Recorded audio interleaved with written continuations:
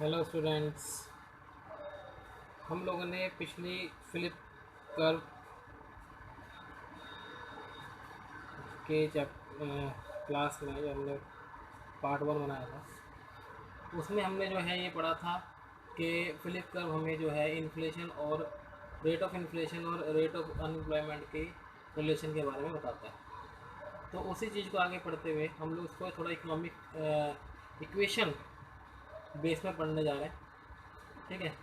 Philip curve में जो equation थी वो इक्वेशन हमारी कुछ इस तरीके से है, G W equal to W minus one upon में डब्ल्यू माइनस वन। अब यहाँ पे जी डब्ल्यू क्या है? जी डब्ल्यू है बेसिकली हमारा rate of wage inflation. G W क्या है यहाँ पे हमारा? रेट ऑफ वेज इन्फ्लेशन, यानी वेज में जो बढ़ोतरी हो रही है उसका रेट। डब्ल्यू जो है हमारा वो है हमारा ways in current period, ways in current period. और जो डब्ल्यू माइनस वन है ये हमारा वेज इन प्रीसीडिंग पीरियड। ये पिछले हमारे साल का प्रीसीडिंग पीरियड का वेज है। ठीक है। तो अगर आप इस इक्वेशन को देखो तो ये बेसिकली क्या है? ये परसेंटेज है लास्ट चेंज के बदले में अभी कितना चेंज हुआ है। ठीक है। अब इसको हमने वेज रेट को हमने वेज इन्फ्लेशन के साथ हमने रिलेट किया था। ठीक है। अब इसको हम लोग जो है नेचुरल रेट ऑफ अनएम्प्लॉयमेंट और फ्रिक्शनल अनएम्प्लॉयमेंट के बारे में एक रिलेशनशिप देखने जा रहे हैं। ये इक्वेशन कौन सी कैसे बनेगी? आज हम लोग जो है इस पर बहुत सारी इक्वेशनें पढ़ने जा रहे हैं। ये हमारी इक्वेशन वन होगी। इसी के अंदर हम लोग इक्वेशन टू पढ़ने जा रहे हैं। इक्वेशन टू है हमारी G W equal to minus sigma mu minus mu star. ठीक है। ये इक्वेशन क्या कहती है? ये इक्वेशन किसके बारे में बताती है? ये इक्वेशन बताती है हमारा जो म्यू है, सॉरी जो सिग्मा है, वो है हमारा measurement of responsiveness wages to unemployment का। यानी हमारा ये क्या है? एक मेजरमेंट है, ये नापता है, इट मेजर्स द रिस्पॉन्सिवनेस कि क्या रिस्पॉन्स आएगा, रिस्पॉन्सिवनेस ऑफ वेजेज, वेजेज का क्या रिस्पॉन्स आएगा अनएम्प्लॉयमेंट के साथ। यानी अगर अनएम्प्लॉयमेंट में कमी हो या बढ़ोतरी हो तो उसके हिसाब से वेज में क्या चेंज आता है, ये हमारा सिग्मा बताता है। ठीक है। ये है हमारा म्यू। म्यू क्या कहता है? म्यू कहता है द अनएम्प्लॉयमेंट रेट को, द अनएम्प्लॉयमेंट रेट को हमें बताता है म्यू। और इसमें हम लोग माइनस क्या कर रहे हैं? हम लोग माइनस कर रहे हैं स्टार को, म्यू स्टार को। म्यू स्टार हमारा नेचुरल रेट ऑफ अनएम्प्लॉयमेंट, यानी नेचुरल रेट अनएम्प्लॉयमेंट है नेचुरल रेट, यानी कि नेचुरली जितना बंदा सोच के चलता है कि भाई इतना अनएम्प्लॉयमेंट होगा, यानी ये है कि इतना होगा। तो इन दोनों का डिफरेंस है। अब इन दोनों का डिफरेंस क्या कहलाएगा? म्यू और म्यू स्टार का डिफरेंस क्या कहलाएगा?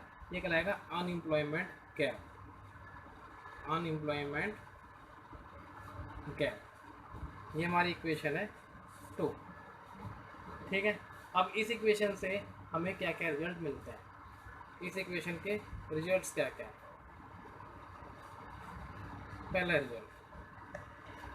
रिजल्ट कहता है अगर हमारा जो म्यू है वो बड़ा है म्यू स्टार से, यानी कि हमारा जो अनएम्प्लॉयमेंट रेट है वो हमारा नेचुरल रेट ऑफ अनएम्प्लॉयमेंट से अगर बड़ा है तो वेजेज हमारी गिर जाएंगी। तो क्या होगा? वेजेज हमारी फॉल कर जाएंगी, गिर जाएंगी। लेकिन दूसरा रिजल्ट क्या कहता है? अगर म्यू छोटा हुआ म्यू स्टार से तो हमारे जो है वेजेज राइज होना शुरू कर जाएंगी। ये हमारी इक्वेशन कहती है। ठीक है। समझ में आई आपको? हमने दो इक्वेशनें करी अभी। आगे चलते हैं। अब देखो फिलिप कर्व क्या कहता है। फिलिप कर्व हमें सजेस्ट करता है, द फिलिप कर्व हमें सजेस्ट करता है कि जो वेजेज हैं और जो प्राइसेस हैं वो धीरे धीरे एडजस्टमेंट करते हैं एग्रीगेट डिमांड के साथ। ठीक है। तो क्या सजेस्ट करता है? The Philip curve suggest that, the Philip curve suggest that wages and prices, wage और प्राइसेस स्लोली एडजस्ट करते हैं, slowly adjust, prices adjust slowly, slowly adjust करते हैं किसके लिए, एग्रीगेट डिमांड के चेंज होने के लिए, to changes in aggregate demand. अब इसके बेस पे भी इक्वेशन बनाई गई है, ठीक है। देखें कैसे।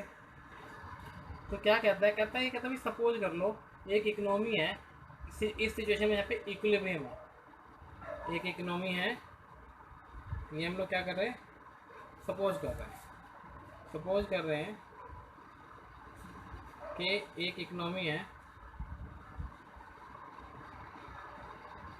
वो इक्विलिब्रियम में है, इज इन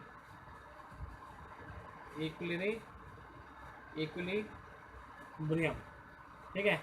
जहाँ पर प्राइसेस जो हैं, वेयर प्राइसेस, जहाँ पर प्राइसेस जो हैं वो स्टेबल है, प्राइसेस स्टेबल है यानी कि इन्फ्लेशन नहीं है, एंड अनएम्प्लॉयमेंट जो है वो अपने नेचुरल रेट पे है, एंड अनएम्प्लॉयमेंट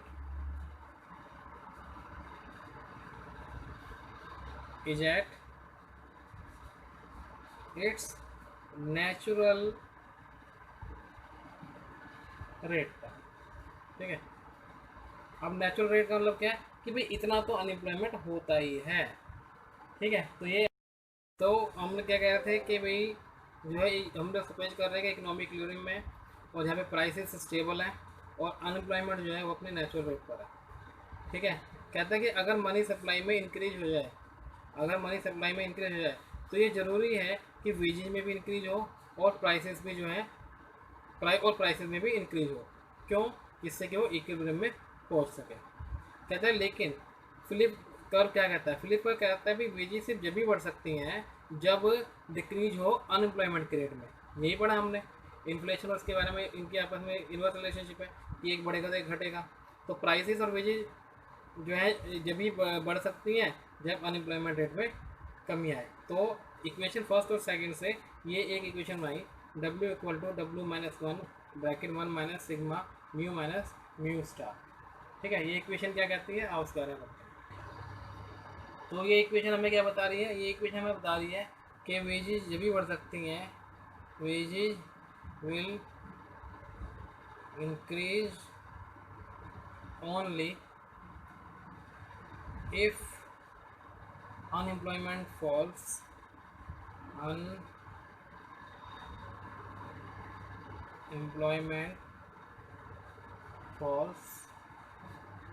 below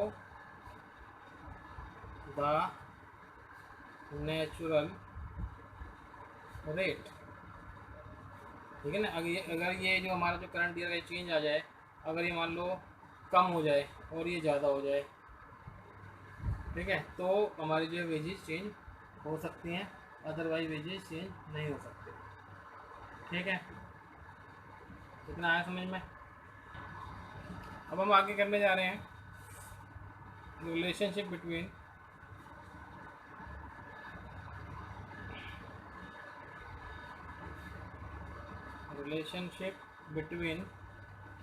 वेजेस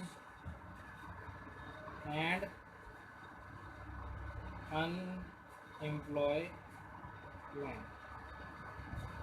ठीक है। अब देखो जो क्लासिकल थ्योरी थी, क्लासिकल थ्योरी क्या कहती है कि भाई जो वेजेज और प्राइसेस हैं वो कम्प्लीटली फ्लेक्सिबल है। क्लासिकल थ्योरी के हिसाब से जो वेजेज एंड प्राइसेस हैं ये कम्प्लीटली फ्लेक्सिबल है, ठीक है। और जो है, और ये था कि ये इंश्योर करते थे, इंश्योर्स के जो आउटपुट है वो हमेशा फुल एम्प्लॉयमेंट लेवल पे होता था, ठीक है। इकोनॉमी जो है will always produce an output, ensure economy produce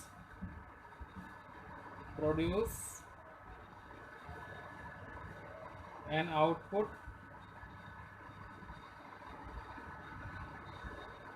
जो कि हमेशा which is at full employment पे होता था।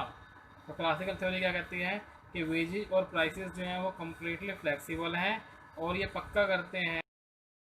तो क्लासिकल थ्योरी क्या कहती है, क्लासिकल थ्योरी कहती है कि वेजेज और प्राइसेस जो हैं वो कम्प्लीटली फ्लेक्सिबल है और ये पक्का करते हैं कि जो भी प्रोड्यूस हो आउटपुट इकोनॉमी के अंदर वो फुल एम्प्लॉयमेंट लेवल पे होता है। लेकिन फिलिप कर्व क्या कहता है, फिलिप कर्व कहता है कि वेजेज जो हैं वो स्टिकी हैं, वो स्लोली मूवमेंट करती हैं, स्लोली मूवमेंट करती हैं। कहने का मतलब क्या है, कहने का मतलब ये है कि जो वेजेज जो होती हैं वो स्लो एडजस्ट करती हैं with the level of unemployment, जो with the changes of in the level of unemployment. Unemployment के अंदर जो चेंज होता है उसके साथ वेजेज जो होती हैं वो धीरे धीरे जो है एडजस्ट करते हैं अपने आप को। ठीक है, तो इसी बात को ध्यान में रखते हुए फिलिप कर्व में जो है वेजेज और level of employment, not unemployment, wages and level of employment का आपस में रिलेशन बताया गया। तो ये क्या बताया गया, ये बताया म्यू इक्वल टू जो है N star minus N upon में एन स्टार। अब ये क्या क्या चीज़ें, चलो इसके बारे में लिखते हैं। तो ये है म्यू, म्यू क्या है हमारा, द अनएम्प्लॉयमेंट रेट,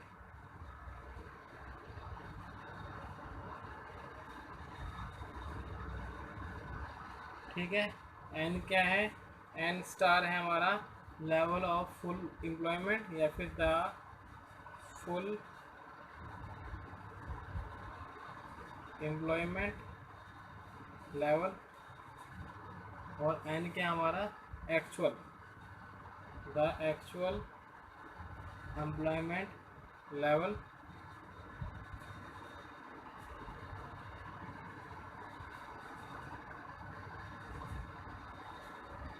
ठीक है। तो कहता है जो अनएम्प्लॉयमेंट रेट है उसको हम लोग डिफाइन कर सकते हैं फुल एम्प्लॉयमेंट के पार्ट के तौर पे, ठीक है। अब इक्वेशन ये है हमारी, ये इक्वेशन थी हमारी, ये इक्वेशन बन गई 3, दिस इक्वेशन इज 3। आगे कहता है कि जो इक्वेशन 3 है वो हमें हमें जब इक्वेशन 3 में क्या होता है, if N equal to N star, अगर फुल एम्प्लॉयमेंट जो है एक्चुअल एम्प्लॉयमेंट के साथ बराबर होती है, अब ये दोनों बराबर हो जाएंगे तो अनएम्प्लॉयमेंट क्या हो जाएगा, अनएम्प्लॉयमेंट जीरो हो जाएगा, सिंपल सी बात है, ठीक है। लेकिन हमें पता है कि भाई एक फ्रिक्शनल अनएम्प्लॉयमेंट भी होता है, फ्रिक्शनल अनएम्प्लॉयमेंट भी होता है, तो उसकी वजह से कभी भी फुल एम्प्लॉयमेंट लेवल तो आ ही नहीं सकता, ठीक है। इस वजह से अगर हम लोग देखें तो अनएम्प्लॉयमेंट रेट की जो रिलेशन है नेचुरल रेट ऑफ एम्प्लॉयमेंट के साथ, उसको हम लोग जो है इस इक्वेशन के थ्रू कर सकते हैं, ठीक है। अगली इक्वेशन भी आ जाएगी, हम लोग किसकी रिलेशन देख रहे हैं, रेट ऑफ अनएम्प्लॉयमेंट की रिलेशन देख रहे हैं हम लोग रेट ऑफ फुल एम्प्लॉयमेंट के साथ, ठीक है। तो इक्वेशन क्या बनेगी, इक्वेशन बनेगी mu minus mu star equal to N star minus N upon में एन स्टार, और उसको हम लोग 3a कह सकते हैं। ये हम लोग किस वजह से, ये इक्वेशन किस वजह से बन के आई है, ये इक्वेशन बन के आई है फ्रिक्शनल अनएम्प्लॉयमेंट की वजह से, क्योंकि एक फ्रिक्शनल अनएम्प्लॉयमेंट हमेशा रहता है इकोनॉमी के अंदर, तो फ्रिक्शनल अनएम्प्लॉयमेंट की वजह से ये इक्वेशन बन के आई है, ठीक है। चलें आगे। अब अगर फिलिप कर्व में रिलेशन देखना चाहते हैं अनएम्प्लॉयमेंट लेवल और rate of change in wages में, किस में रिलेशन देखना चाहते हैं, relation between unemployment level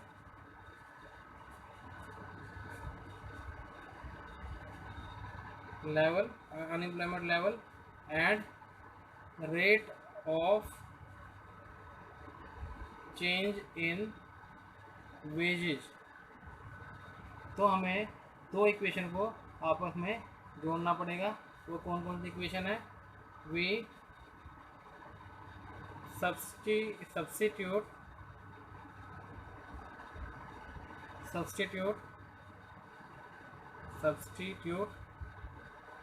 equation 3a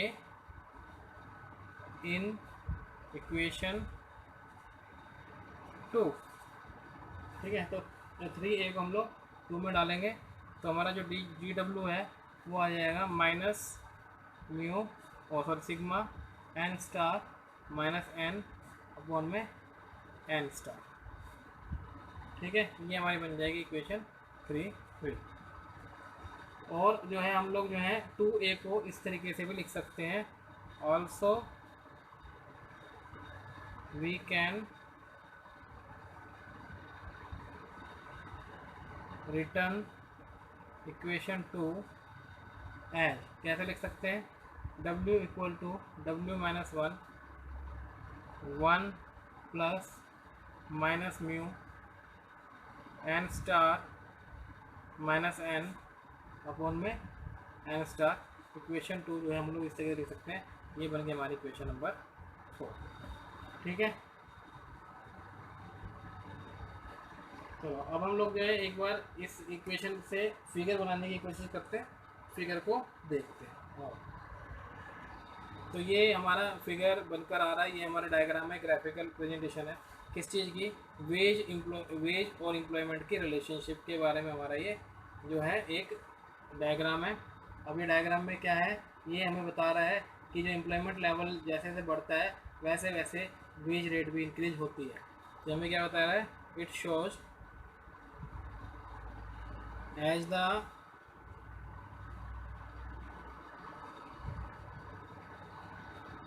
employment level increases,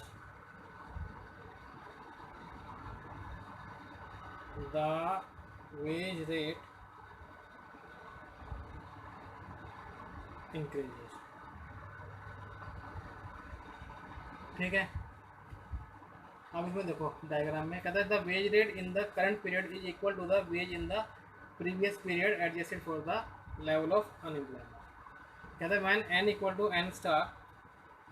n star है तो कहता था employment is at the full employment level और as it's new classical equilibrium level.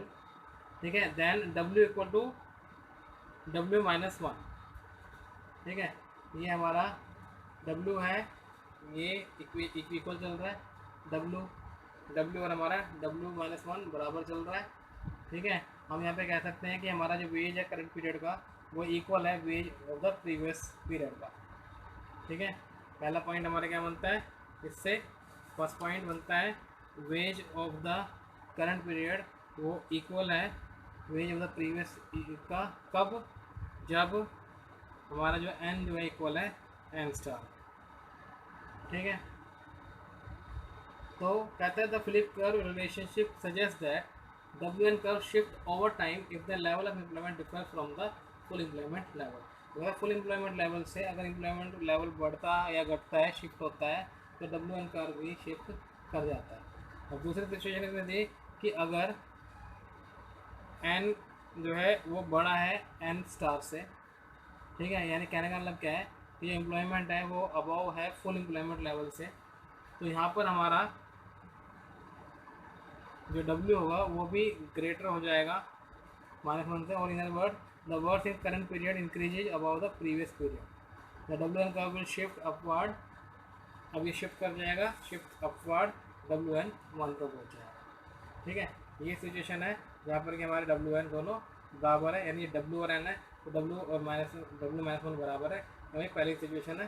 दूसरी सिचुएशन है अगर n जो है हमारा वो ज़्यादा है तो ये है दूसरी सिचुएशन। जब हमारा n जो है ज़्यादा हो गया तो W भी हमारा जो है ये W माइनस 1 भी हमारा W से ज़्यादा हो गया। तो तीसरी सिचुएशन क्या बनेगी, तीसरी इसके अपोजिट बन जाएगी। कैन अगर हमारा लेस देन है स्टार है तो हमारा जो वेज है वो वेज भी हमारा उल्टा हो जाएगा, लेस देन -1। ठीक है, तो ये हमारी ये सिचुएशन WN2 जाके बताएगी। ठीक है, क्लियर है ये डायग्राम। चलो आगे देखो। ठीक है, तो इससे हमें क्या पता चलता है, सारे काम से तो हमें पता चलता है कि जो चेंज है एग्रीगेट डिमांड में जो कि इन्फ्लुएंस करता है अनएम्प्लॉयमेंट रेट को करंट पीरियड में, वो अफेक्ट करेगा वेजेज को नेक्स्ट पीरियड में। यानी कि जो हम बात कर रहे हैं कि अगर जो अनएम्प्लॉयमेंट रेट में कोई चेंज आएगा तो जो वेजेज में चेंज आएगा वो स्लोली होगा। यानी कि एक पीरियड में जब चेंज आएगा, इन्फ्लुएंस होगा एग्रीगेट डिमांड की वजह से अनएम्प्लॉयमेंट रेट इन्फ्लुएंस होगा, तो जो वेजेज में चेंज आएगा वो नेक्स्ट पीरियड में आएगा। कहने का मतलब क्या है कि जो एडजस्टमेंट है एम्प्लॉयमेंट में वो जो है एक समय के बाद जो है आती है, प्रभावशाली होती है। ठीक है, चलो आगे चलते हैं। चलो अब हम लोग करने जा रहे हैं derivation of aggregate supply curve. तो हम लोग करने जा रहे हैं derivation of aggregate supply curve. Supply curve हमारा कैसे बनता है, तो कहता है सप्लाई कर्व 4 स्टेप होते हैं। इसको सप्लाई कर्व को बनाने के लिए हमारे पास 4 स्टेप्स हैं। नंबर 1 पहला स्टेप है द प्रोडक्शन फंक्शन।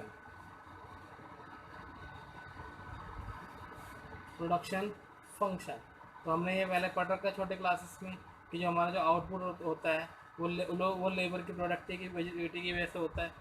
ठीक है, तो यहाँ पे हम लोग जो इक्वेशन लिखेंगे वो हम लोग इक्वेशन कैसे लिखेंगे, इक्वेशन आएगी y equal to I N. क्या इक्वेशन है प्रोडक्शन फंक्शन की, y equal to I N. Y क्या हमारा, y है हमारा लेवल ऑफ आउटपुट प्रोड्यूस या फिर level of production, level of output produced. फिर हमारा n क्या है, n हम लोग पढ़ के हैं पीछे, n हमारा एम्प्लॉयमेंट है,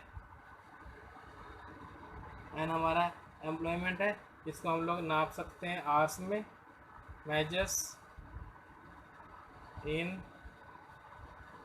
आवर्स ऑफ वर्क, कितने घंटे काम किया। और लास्ट है हमारा आई है हमारा इनपुट कोफिशिएंट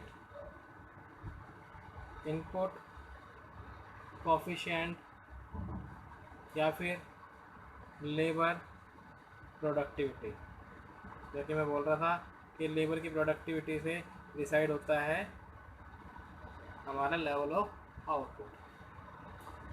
ठीक है, तो अगर हम लोग देखें इस वाली इक्वेशन को देखें तो I equal to Y upon N हो जाता है। यानी कि अगर जो मेरे को लेबर प्रोडक्टिविटी निकालनी है तो वाई अपॉन एन को मैं यूज कर सकता हूँ। ठीक है, एग्जाम्पल के तौर पे देखो, अगर इफ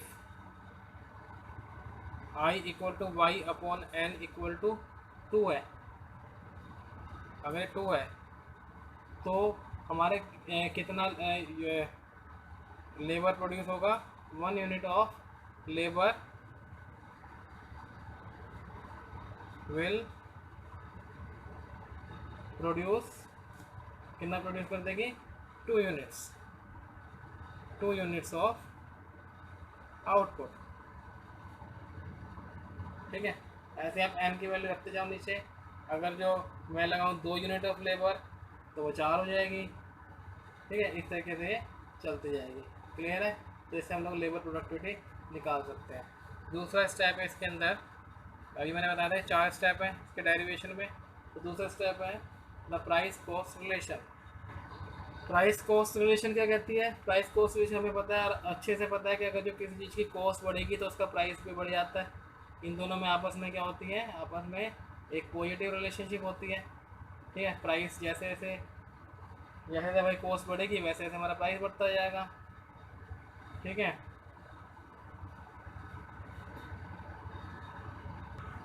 तो एक फर्म अगर प्राइस चार्ज करेगी तो कितना करेगी बताओ, कम से कम कितना करेगी, कम से कम इतना तो करेगी कि उसकी कॉस्ट कवर हो जाए। ठीक है, तो प्राइस हमेशा इतना रहेगा कम से कम, at least equal to cost. Price कम से कम कितना रहेगा, कॉस्ट के बराबर। ठीक है, जिससे कि इसकी कॉस्ट कवर हो जाए। ठीक है, यानी इसको लॉस तो ना हो।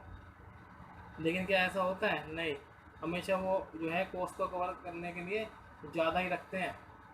और हम लोग जो है मेन कॉस्ट में मेन किसको मानते हैं, कॉस्ट में मेन मानते हैं लेबर कॉस्ट को। मेन कंपोनेंट क्या होता है कॉस्ट का? लेबर कॉस्ट होता है। ठीक है, तो जो फर्म अपने प्राइसेस रखती है, फर्म के जो प्राइसेस होते हैं वो basically labour cost of production होते हैं। ठीक है, तो प्राइस हमारा बेसिकली क्या होता है? प्राइस हमारा लेबर कॉस्ट ऑफ प्रोडक्शन के बराबर होता है। क्लियर है ये चीज़? ठीक है, तो अगर मैं निकालूं लेबर कॉस्ट प्रोडक्शन या फिर पर यूनिट लेबर कॉस्ट, अगर मैं निकालूं पर यूनिट लेबर कॉस्ट, तो इसका फॉर्मूला क्या होगा? W अपॉन में आई। ठीक है, W क्या है यहाँ पे? वेजेज ऑफ करंट ईयर, पढ़ के आए हम लोग पीछे, वेजेज ऑफ